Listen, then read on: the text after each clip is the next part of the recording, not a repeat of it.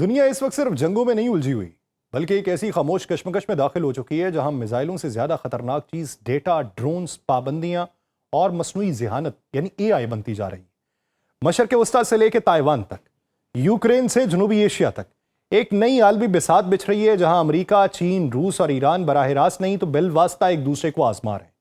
کہیں سستے ڈرون اربوں ڈالرز کے دفاعی نظام کو چیلنج کر رہے ہیں، کہیں خفیہ سیٹلائٹ معلومات جنگ کا رخ بدل رہی ہیں، کہیں چین امریکی معاشی دباؤ کو کھل کر چیلنج کر رہا ہے اور کہیں پاکستان 5th جنریشن اسٹیلتھ دور میں داخل ہونے کی تیاری کر رہا ہے۔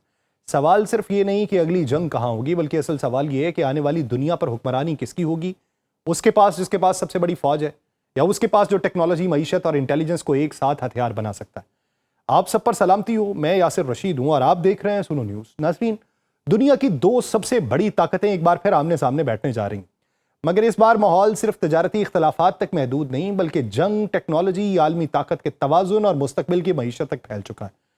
شی جن پنگ اور ڈونلڈ ٹرمپ، ان کے درمیان 13 سے 15 مئی تک ہونے والی ملاقات کو اسی لیے معمول کی سفارتی میٹنگ نہیں بلکہ ایک اسٹریٹجک موڑ سمجھا جا رہا ہے۔ یہ ملاقات اصل میں مارچ میں ہونا تھی، مگر ایران کی جنگ کی وجہ سے مؤخر ہو گئی، اور یہی تاخیر خود اس بات کی علامت ہے کہ عالمی بحران اب براہ راست واشنگٹن اور بیجنگ کے ایجنڈے پہ اثر انداز ہو رہے ہیں۔ اب جب دونوں رہنما ملاقات کے لیے تیار ہیں تو ان کے سامنے صرف ایک مسئلہ نہیں بلکہ کئی ایسے محاذ ہیں جہاں دنیا کا مستقبل کسی نہ کسی شکل میں انہی دو طاقتوں کے فیصلوں سے جڑا ہوا ہے۔ اس ملاقات کے ایجنڈے میں تجارت، نایاب معدنیات، تائیوان، ایران، مصنوعی ذہانت جیسے حساس موضوعات شامل ہیں۔ یعنی گفتگو صرف اقتصادی نہیں بلکہ جغرافیائی، سیاست، دفاعی حکمت عملی اور ٹیکنالوجی کی بالادستی تک پھیلی ہوئی ہے۔ یہاں سب سے اہم پہلو چین کی وہ پوزیشن ہے جو اس وقت عالمی سیاست میں اختیار کرنے کی وہ کوشش کر رہا ہے۔ بیجنگ خود کو صرف ایک معاشی طاقت کے طور پہ پیش نہیں کر بلکہ وہ یہ تاثر دینا چاہتا ہے کہ دنیا کے بڑے بحرانوں میں اس کے بغیر کوئی مستقل حل نہیں ہے۔ یہی وجہ ہے کہ چین ایک طرف تجارت پہ بات کرے گا، دوسری طرف ایران اور خطے کی کشیدگی پر اپنا کردار اجاگر کرنے کی کوشش کرے گا۔ دوسری جانب وائٹ ہاؤس یہ پیغام دے رہا ہے کہ ٹرمپ اس ملاقات سے حقیقی نتائج چاہتے ہیں۔ اس کا مطلب یہ ہے کہ واشنگٹن اب صرف علامتی اعلانات یا فوٹو سیشن سے آگے بڑھ کے عملی پیش رفت دیکھنا چاہتا ہے، خاص طور پہ ایسے وقت میں جب امریکہ اور چین کے درمیان معاشی جنگ مکمل طور پر ختم نہیں ہوئی۔ یہاں یہ سمجھنا ضروری ہے کہ امریکہ اور چین کے درمیان تجارتی تنازع صرف ٹیرف یا درآمدات کا مسئلہ نہیں ہے۔ گزشتہ برسوں میں کئی ایسے معاہدے ہوئے ہیں جنہیں تاریخی پیش رفت قرار دیا گیا مگر بعد میں ان میں سے اکثر مکمل طور پہ نافذ نہیں ہو سکے۔ اس لیے اب دونوں ملک ایک دوسرے کے وعدوں پر مکمل اعتماد کرنے کی بجائے محتاط انداز میں آگے بڑھ رہے ہیں۔ حالیہ مہینوں میں کشیدگی اس وقت مزید بڑھی جب امریکہ نے ٹیرف میں اضافہ کیا اور جواب میں چائنا نے امریکی سویابین کی خریداری روک دی اور ریئر ارتھ یعنی نایاب معدنیات کی برآمدات پہ پابندیاں سخت کر دیں۔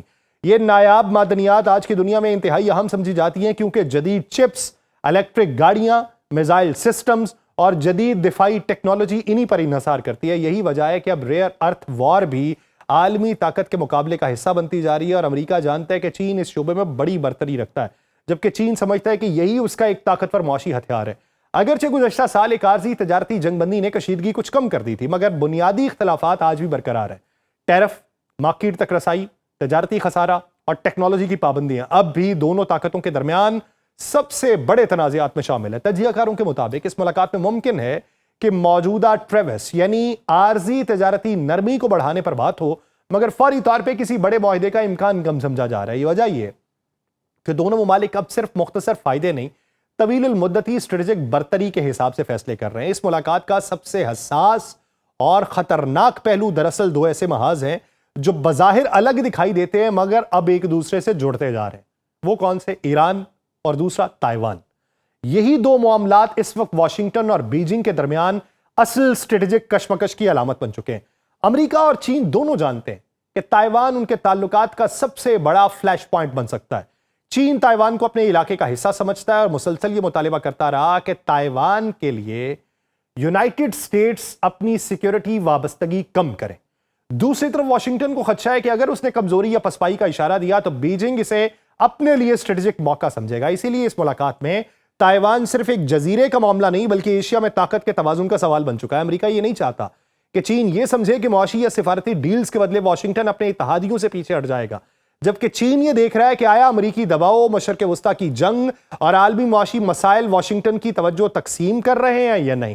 تو یہاں ایران کا معاملہ اس پوری تصویر کو مزید پیچیدہ بنائے گا۔ ڈونلڈ ٹرمپ اس وقت چین سے ایک اہم تعاون چاہتے ہیں کہ آبنائے ہرمز پہ کشیدگی کم ہو، جہاز رانی بحال ہو اور ایران اپنے اقدامات محدود کرے، کیونکہ ہرمز میں عدم استحکام صرف مشرق وسطیٰ کا مسئلہ نہیں بلکہ عالمی توانائی، تیل کی قیمتوں اور عالمی معیشت پہ براہ راست اثر ڈالتا ہے۔ مگر یہاں چائنا ایک نہایت محتاط توازن قائم کرنے کی کوشش کر رہا ہے۔ ایک طرف چین ایران کا سب سے بڑا تیل خریدار ہے اور تہران اس کی توانائی حکمت عملی میں اہم حیثیت رکھتا ہے۔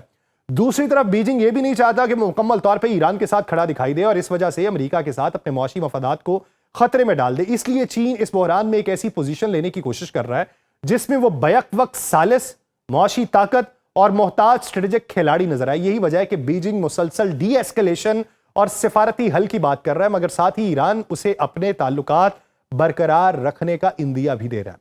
تجزیہ کاروں کی اصل تشویش یہ ہے کہ کہیں امریکہ کسی اور فائدے کے بدلے میں تائیوان کے معاملے پہ نرم رویہ اختیار نہ کر لے، یعنی اگر واشنگٹن کو ہرمز کھلوانے، ایران پہ دباؤ ڈالنے یا تجارتی رعایتوں کے لیے چین کی مدد درکار ہوئی تو کیا اس کے بدلے بیجنگ تائیوان کے معاملے پر زیادہ آزادی حاصل کرنے کی کوشش کرے گا؟ یہ سوال اس لیے اہم ہے کیونکہ چین طویل عرصے سے یہ تاثر دیتا رہا ہے کہ تائیوان اس کی ریڈ لائن ہے۔ اگر بیجنگ کو محسوس ہوا کہ امریکہ کسی سطح پر پیچھے ہٹ رہا ہے تو اس سے چین کے علاقائی عزائم مزید مضبوط ہو جائیں گے، خاص طور پہ جنوبی بحیرہ چین اور مشرقی ایشیا میں۔ تو یہاں ایک اور دلچسپ پہلو ہے، ذاتی تعلقات بمقابلہ اسٹریٹجک حقیقت۔ ڈونلڈ ٹرمپ ماضی میں کئی بار شی جن پنگ کی تعریف کر چکے ہیں اور یہ تاثر دیتے رہے کہ ان کے ذاتی تعلقات بڑے تصادم کو روک سکتے ہیں۔ ٹرمپ بھی یہ کہہ چکے کہ باہمی احترام کی وجہ سے تائیوان پر فوجی کشیدگی سے بچا جا سکتا ہے، مگر اب صورتحال پہلے جیسی نہیں ہے۔ حالیہ عرصے میں شی جن پنگ نے چینی فوج کے اندر بڑے پیمانے پہ تبدیلیاں اور ملٹری پرج کی ہے، جس سے یہ تاثر ملا ہے کہ وہ ذاتی تعلقات سے زیادہ عملی طاقت، کنٹرول اور اسٹریٹجک تیاری پہ توجہ دے رہے ہیں۔ اس لیے بعض ماہرین کا خیال ہے کہ شی جو ہیں وہ ٹرمپ کے اس ذاتی نرم گوشے کو ایک سفارتی فائدے کے طور پہ استعمال کر سکتے ہیں، یعنی وہ امریکہ سے معاشی یا سیکیورٹی رعایتیں حاصل کرنے کی کوشش کریں گے، مگر بنیادی چینی موقف میں کوئی بڑی تبدیلی نہیں آئے گی۔ اگر اس پوری ملاقات کو وسیع تناظر میں دیکھا جائے تو یہ محض رسمی سفارتکاری نہیں بلکہ دو عالمی طاقتوں کے درمیان ایک نفسیاتی، معاشی اور جغرافیائی سیاسی مقابلہ بھی ہے۔ دونوں رہنما جانتے ہیں کہ ان کے الفاظ صرف دو ممالک کے تعلقات نہیں بلکہ عالمی معیشت، ایشیائی سلامتی اور مشرق وسطیٰ کے مستقبل پر بھی اثر ڈال سکتے ہیں، اور شاید اسی لیے یہ سربراہی ملاقات بیک وقت دو مختلف تصویریں پیش کر رہی ہے۔ سامنے مسکراہٹیں، رسمی استقبال اور سفارتی جملے، مگر پس منظر میں تائیوان، ہرمز، ایران، ٹیکنالوجی اور عالمی طاقت کے توازن پر ایک خاموش مگر انتہائی سنجیدہ مقابلہ ہوگا جس کے نتائج دیکھنے لائق ہیں۔ مجھے دیجیے اجازت، اللہ نے کے بعد۔